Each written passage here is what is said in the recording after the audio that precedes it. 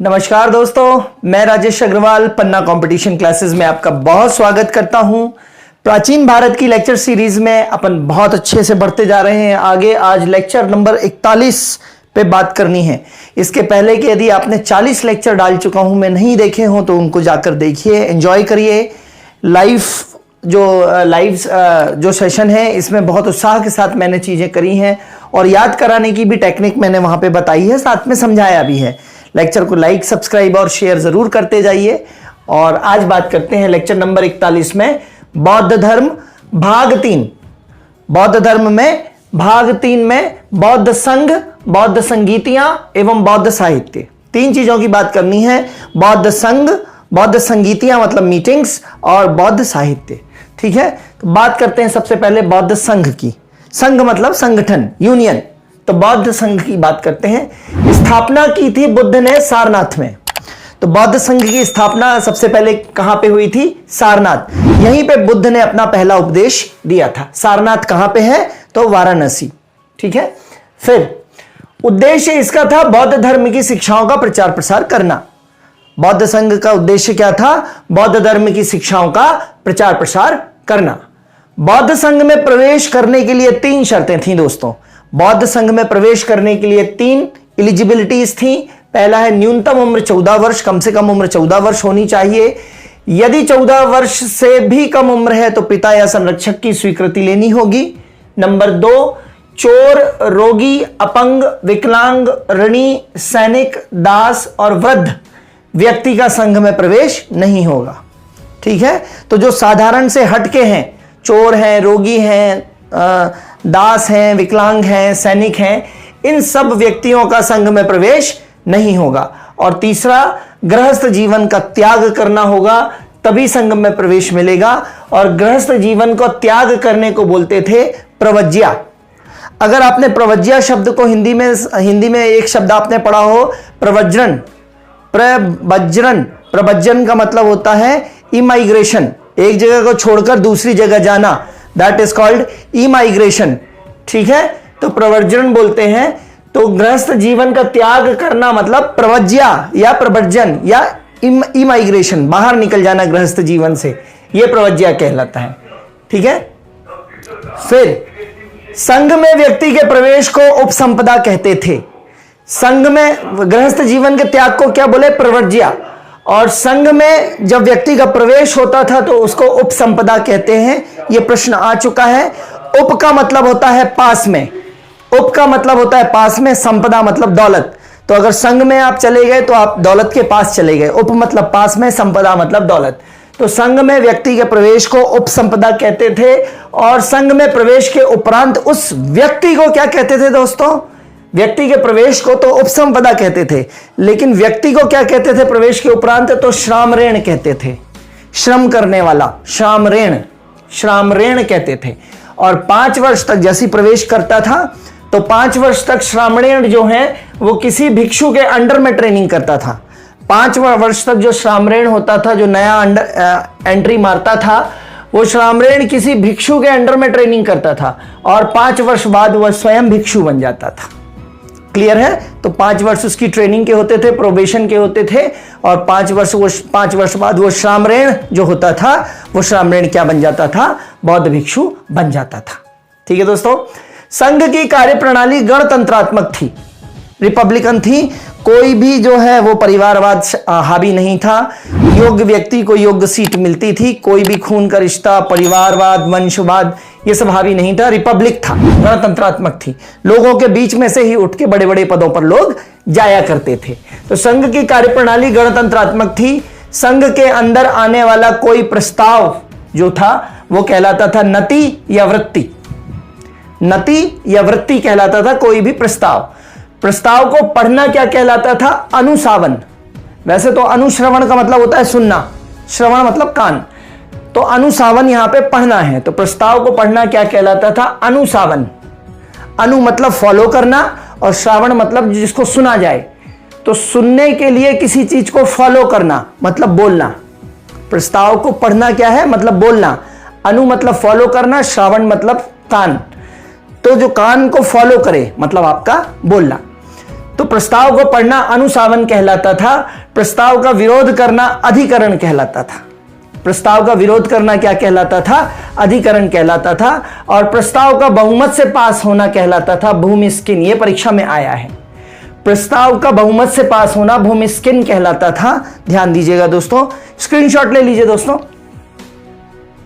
जल्दी से स्क्रीनशॉट ले लीजिए इसका आपके नोट्स के लिए। मेरा आपको रिकमेंडेशन है कि स्क्रीनशॉट लेके नोट्स को अपने हाथों से बनाइए, क्योंकि यहां लिखी बातों के अलावा भी मैं बहुत सारी चीजें बोलता हूं जो कंसेप्चुअली आपके लिए और फैक्चुअली आपके लिए बहुत इंपॉर्टेंट हो सकती हैं।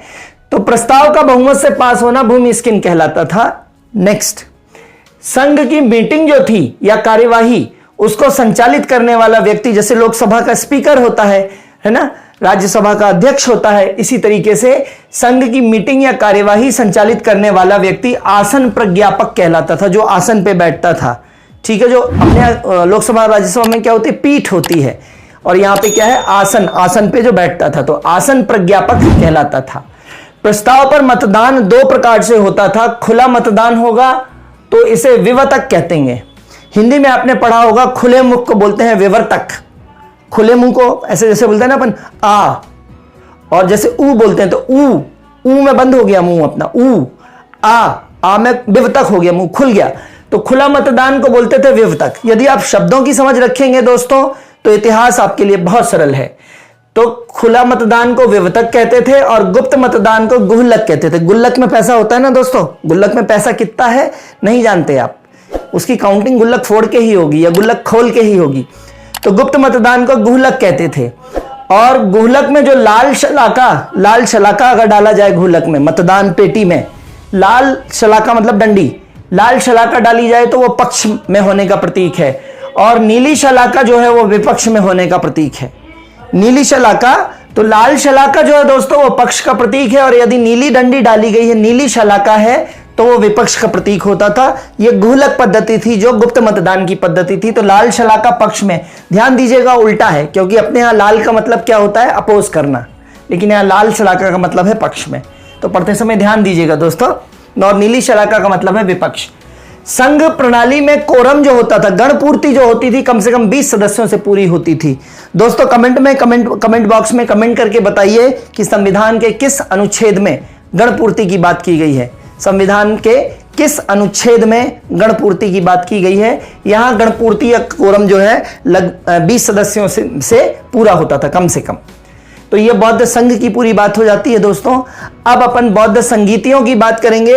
बौद्ध संगीतियों की कुल संख्या 4 है। संगीतियों का मतलब है संगति, संगति से बना है संगीति, संगति का मतलब है बैठक। तो बौद्ध बैठक जो होती थी बुद्ध के मरने के 100 साल बाद, अर्थात पहली बैठक है ना 583 में जो है 563 में बुद्ध पैदा हुए थे, और 80 साल बाद 483 में बुद्ध मरे। तो बुद्ध के मरने की उनकी जयंती थी, है ना, जो उनका दिन था 563 से 483, ठीक है। तो 483 बीसी में जो है, ठीक है, 483 बीसी में पहली मीटिंग हुई बुद्ध के मरने के बाद, और दूसरी हुई फिर उसके 100 साल बाद 383 में, तीसरी उसके 100 साल बाद, लगभग आपको याद रखना है तो 283 ना याद करके 250 याद करना है, और चौथी मीटिंग हुई है प्रथम शताब्दी में, ठीक है। तो डेट्स बहुत इंपॉर्टेंट नहीं है, पहली की डेट याद रखिएगा 483 बीसी। अब 4 संगीतियां हुई हैं, तो संगीतियां याद रखेंगे, संगीति का क्रमांक, स्थान, समय, संरक्षक मतलब उस समय राजा कौन था, उस मीटिंग का अध्यक्ष कौन था, और उस मीटिंग में क्या विशेष हुआ, तो विवरण एक एक पढ़ देता हूं और फिर मैं आपको इसको कोडिंग के थ्रू बता देता हूं। प्रथम संगीति जो हुई थी वो राजगृह में सप्तकर्णी गुफा में, पिछले लेक्चर में मैंने आपको पढ़ाया है, राजगृह के सप्तकर्णी गुफा में 483 बीसी में हुई है। अजातशत्रु इस मीटिंग के संरक्षक राजा थे, और इस मीटिंग के जो अध्यक्ष थे वो महाकश्यप थे। विवरण क्या है कि सुत्त पिटक और विनय पिटक, त्रिपिटक जो है, त्रिपिटक में से 2 पिटक जो हैं वो सुत्त पिटक और विनय पिटक की रचना जो है वो प्रथम संगीति में हुई है, ठीक है। तो ध्यान देंगे, प्रथम संगीति में क्या हुआ, बिसु, विनय पिटक और सुत्त पिटक की रचना पहली संगीति। द्वितीय संगीति का क्या परिणाम है, तो वैशाली में हुई थी 100 साल बाद, फिर 383 बीसी। काला अशोक राजा था उस समय, और मीटिंग का अध्यक्ष था सबा कामिर, और इसका आउटकम क्या था मीटिंग का, इसमें निकल करके आया। तो बौद्ध संघ में 2 शाखाएं बनी, महासांघिक और सोत्रांतिक। परीक्षा में आ चुका है दोस्तों, सोत्रांतिक आईएएस में आया हुआ है। महासांघिक जो बौद्ध धर्म में परिवर्तन करे, कुछ जो बौद्ध धर्म में थोड़ा थोड़ा कुछ परिवर्तन करते जाए, वो महासांघिक है। और सोत्रांतिक जो है, जो सुत्त पिटक पर आधारित हो, वो सोत्रांतिक है। तो सा से सा का, सो मतलब सुत्त, सोत्रांतिक जो सुत्त पिटक पर आधारित हो दर्शन, वो सोत्रांतिक विचारधारा का शाखा है। तृतीय संगीति पाटलिपुत्र में हुई थी 250 BC, लगभग 100 का हिसाब मान के चलिए तो 283 ना होकर 250 याद रखिए। अशोक के समय मोगलीपुत्र इस मीटिंग के अध्यक्ष थे। और तीसरा पिटक जो है अभिधम्ब पिटक की रचना इसमें हुई थी। अभिधम्ब पिटक की रचना हुई है तृतीय में। तो अभिधम्ब का आ देखिए, आ ये ऐसे लगता है 3 के जैसे, यहां ऐसे। तो तृतीय संगीति में अभिधम्ब, ये आ जो है ये 3 यहां पे ऐसे लगता है ना, आ का आधा अगर ये लेंगे तो 3 के जैसे लगता है। तो तीसरी संगीति में अभिधम्ब पिटक की रचना हुई है। और चतुर्थ संगीति कुंडलवन काश्मीर में हुई है, कुंडलवन काश्मीर में। और कुंडलवन काश्मीर में प्रथम शताब्दी में हुई है। संरक्षक कनिष्क हैं और अध्यक्ष जो है वो वसुमित्र थे अध्यक्ष इसके, और अश्वघोष जो है उपाध्यक्ष। कई किताबों में वसुमित्र और अश्वघोष को एक ही व्यक्ति बताया गया है, लेकिन ध्यान रखेंगे चौथी बौद्ध संगीति में अध्यक्ष जो थे वो वसुमित्र थे और उपाध्यक्ष जो थे वो अश्वघोष थे। और इसका विवरण क्या है, ये पूछा गया है परीक्षा में कई बार। चौथी बौद्ध संगीति का परिणाम, ये लास्ट बौद्ध संगीति थी, और इसका परिणाम क्या था, बौद्ध धर्म 2 भागों में बट गया, 2 शाखाओं में बट गया, महायान और हीनयान। महायान मतलब जो अपने साथ दूसरों का भी कल्याण करते थे, महायान, यान मतलब बस, यान हवाई जहाज। तो महायान मतलब जो बहुत बड़ा यान हो, जिसमें बहुत ज्यादा लोगों को पार कराने की सुविधा हो, ले जाने की सुविधा हो, महायान। तो अपने कल्याण के साथ और बहुत सारे लोगों का कल्याण करने वाला जो विचारधारा है वो महायान की है। हीनयान मतलब छोटा सा यान, छोटा सा वाहन है जो सिर्फ अपना कल्याण कर सकता है, हीनयान। बेसिक कंसेप्ट समझ में आया। महायान मतलब ऐसा यान जो बहुत लोगों को इस संसार के भवसागर से, वैतरणी से पार लगा सकता हो, वो महायान है। ठीक है, आगे इसकी चर्चा करेंगे दोस्तों। लेक्चर पसंद आ रहे हैं तो लाइक, सब्सक्राइब और शेयर करते जाइए दोस्तों। ठीक है, अब तीसरी बात करनी है बौद्ध साहित्य की। बौद्ध साहित्य में दोस्तों, बौद्ध साहित्य जो है वो त्रिपिटक कहलाता है और ये पाली भाषा में लिखे गए हैं। पूरा का पूरा बौद्ध साहित्य किस में लिखा गया है, पाली भाषा में। जैन साहित्य किस में लिखा गया है, प्राकृत भाषा में। ठीक है, तो ध्यान दीजिए कि त्रिपिटक कहलाता है और ये पाली भाषा में लिखा गया है। ठीक है, त्रिपिटक में क्या है, सुत्त, विनय, अभि। तो इसका कोडिंग याद कर लीजिएगा, अभि विनय सुस्त है। कैसे याद करना है आपको, अभि विनय सुस्त है, अभि विनय सुस्त है। अभिधम्ब पिटक, विनय पिटक और सुत्त पिटक। तो विनय नाम का लड़का अभी सुस्त है, तो अभी विनय सुस्त है। ठीक है, तो सुत्त पिटक क्या बोलता है, सुत्त पिटक जो है वो बुद्ध के सबसे प्रिय शिष्य आनंद की रचना है और महात्मा बुद्ध के उपदेशों तथा शिक्षाओं का इसमें वर्णन है। किसमें, सुत्त पिटक में। सुत्त का मतलब ऐसे याद रखिए कि सुत मतलब बच्चा होता है, सुत मतलब क्या होता है, बच्चा। और आनंद जो है प्रिय शिष्य था, बुद्ध के बच्चे के जैसा ही थे वो आनंद। तो आनंद समझ, कनेक्ट करने का तरीका है कि आनंद जो है वो सुत के जैसे हैं, बच्चे के जैसे हैं। तो सुत्त पिटक में किसका संकलन है, आनंद की रचनाओं का संकलन है। विनय पिटक, इसमें उपाली के विचार हैं, उपाली नामक बौद्ध भिक्षु के विचार हैं इसमें विनय पिटक में। ठीक है, और बौद्ध संघ के नियम, आचार और विनियमन का वर्णन है इसमें। बौद्ध संघ के जो नियम, आचार, रूल्स, रेगुलेशंस, इन सब का वर्णन किसमें है, विनय पिटक में। और अभिधम्ब पिटक जो है मोगलीपुत्र तिस्य के विचार हैं इसमें। अभिधम्ब में किसके विचार हैं, मोगलीपुत्र तिस्य के विचार हैं और इसमें दार्शनिक पक्ष का विवरण है। ठीक है, तो जो दार्शनिक आदमी होता है वो दम्भी होता है, थोड़ा घमंडी होता है। जो दार्शनिक होता है वो थोड़ा सा दंभ मतलब घमंड वाला होता है। तो अभिधम्ब में क्या है, दार्शनिक पक्ष का वर्णन है। मोगली का वर्णन है। मोगली जो है वो जंगल में रहता था ना, तो वो दंभी था थोड़ा, ऐसे याद रखेंगे कि मोगली पुत्र। तो मोगली जो है वो थोड़ा सा दंभ था, उसको गर्व था अपने जंगली होने का, इस तरीके से याद रख सकते हैं। इसी में और आगे बात करते हैं, थोड़ी थोड़ी इनकी चर्चाएं करते हैं दोस्तों। बौद्ध साहित्य में आगे जो चर्चा करनी है वो अपने को वो करनी है सुत्त पिटक और थोड़ा सा विनय पिटक के बारे में। तो सुत्त पिटक जो है इसे बौद्ध धर्म का एनसाइक्लोपीडिया बोलते हैं। ये प्रश्न आ चुका है। एनसाइक्लोपीडिया मतलब जिससे सारी जानकारी मिल सकती हो उसको बोलते हैं एनसाइक्लोपीडिया। तो सुत्त पिटक को बौद्ध धर्म का एनसाइक्लोपीडिया कहते हैं। और सुत्त पिटक किसने लिखी थी? सुत्त ने। सुत्त मतलब आनंद ने लिखी थी। आनंद के विचारों का संग्रह है। तो सुत्त पिटक जो 5 उसमें है, दीर्घ निकाय, मध्यम निकाय, संयुक्त निकाय, अगुंतर निकाय और खुद्दक निकाय। ठीक है।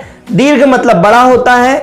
तो बुद्ध के बड़े बड़े विचारों का वर्णन, बुद्ध के बड़े बड़े उपदेशों की चर्चा है इसमें, और बुद्ध के महापरिनिर्वाण की चर्चा भी इसमें है। तो बुद्ध का महापरिनिर्वाण होना बहुत बड़ी चीज है जी।